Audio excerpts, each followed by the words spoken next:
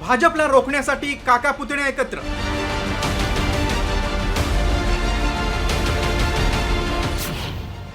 ठाकरेंपाठोपाठ दोन्ही राष्ट्रवादीचीही युती.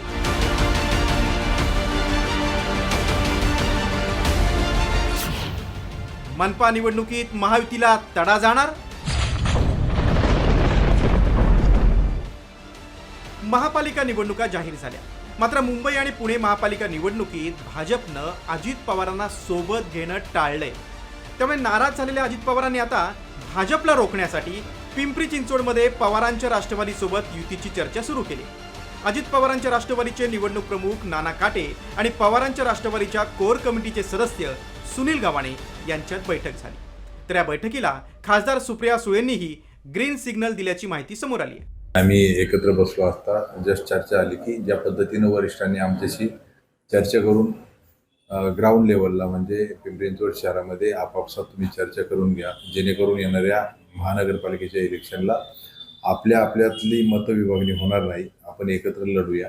आदरणीय सुप्रियाताईंचा शुभ आशीर्वाद देण्यासाठी मला फोन आला होता. त्या दरम्यान बोलत असताना ताईंनी देखील सांगितलं की येणाऱ्या महापालिकेमध्ये आपण एकत्र लढूया, जेणेकरून आपली मतविभागणी होणार नाही. तुम्ही ग्राउंडचे नेते मंडळी तुम्ही आपापसात चर्चा करून घ्या. मागच्याच आठवड्यात आमची कोर कमिटीची एक बैठक झाली. त्यामध्ये सुद्धा सगळ्यांचं असं मत होतं की मतविभाजनाचा फायदा हा भारतीय जनता पक्षाला व्हायला नको, आणि म्हणून जर हे मतविभाजन टाळायचं असेल तर समविचारी पक्ष असतील किंवा बाकीचे इतर पक्ष असतील भाजप सोडून त्या सगळ्या पक्षांशी चर्चा करायला काय हरकत आहे. नाना काटे यांच्याशी आम्ही प्राथमिक चर्चा केली.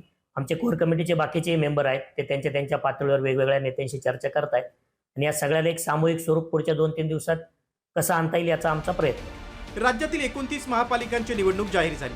त्यानंतर भाजपनं शिंदे सेनेला सोबत घेण्याची घोषणा केली. मात्र मुंबई महापालिकेत महायुतीसाठी अजित पवारांची राष्ट्रवादी आग्रही असतानाही भाजपनं नवाब मलिकांचं कारण देत राष्ट्रवादीसोबत युती करायला नकार दिला. तर पुणे आणि पिंपरी चिंचवडमध्ये महाविकास आघाडीला फायदा होऊ नये म्हणून भाजपनं दादांना टाळलंय. अजित पवार आणि आम्ही पुणे आणि पिंपरी चिंचवडमध्ये एकत्रित लढू शकणार नाही. आम्हाला दोघांनाही एवढं राजकारण समजतं की आम्ही एकत्रित लढलो तर तिसऱ्याचा फायदा होईल, त्यामुळे तिसऱ्याकरता आम्ही जागा ठेवणार नाही.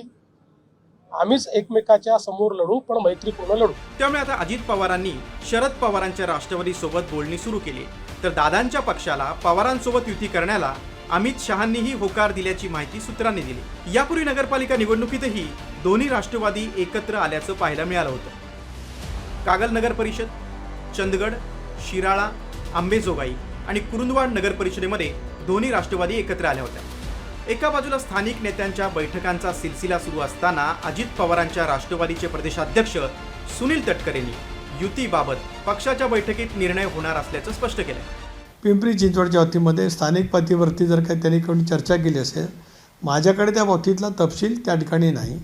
मी गेले आठवडाभर लोकसभा अधिवेशनाच्या निमित्ताने या ठिकाणी आहे.